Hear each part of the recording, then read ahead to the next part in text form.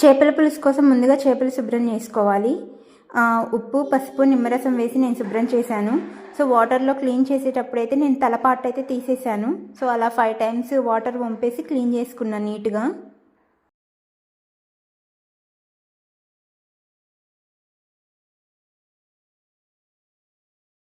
ఫ్రెష్గా అల్లం వెల్లుల్లి పేస్ట్ అయితే పట్టుకున్నాను.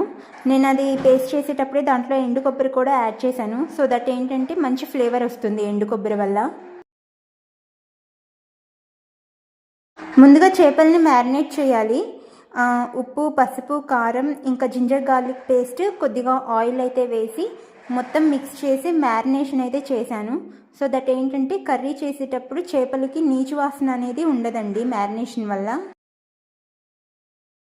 పొడి మసాలా కోసం జీలకర్ర, మెంతులు, ధనియాలు ప్యాన్లో ఒక 1 మినిట్ అయితే రోస్ట్ చేశాను. దాన్ని ఇలా ఫైన్గా పౌడర్ లాగా అయితే చేసుకొని ప్రిపేర్ చేసుకొని పక్కన పెట్టుకున్నాను.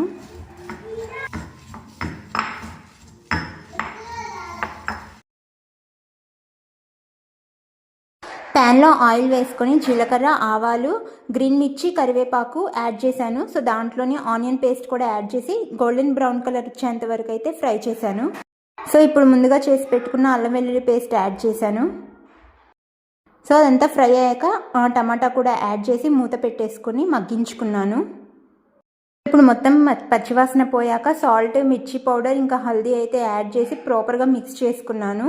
సో ఇప్పుడు ముందుగా ప్రిపేర్ చేసి పెట్టుకున్న చింతపండు పులుసు అయితే యాడ్ చేసుకున్నాను.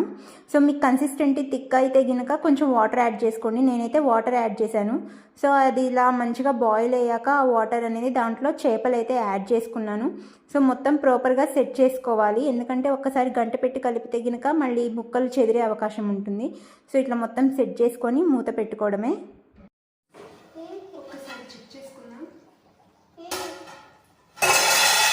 స్మెల్ అయితే మంచిగా వస్తుంది.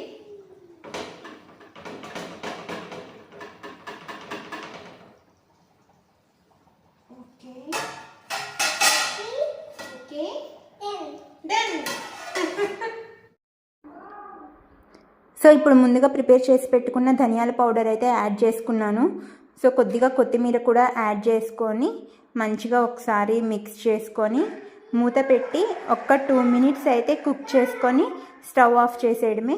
సో ఇది వండిన వెంటనే కాకుండా ఒక 3 to 4 అవర్స్ అయిన తర్వాత తింటే మంచి ఫ్లేవర్ అనేది తెలుస్తుంది.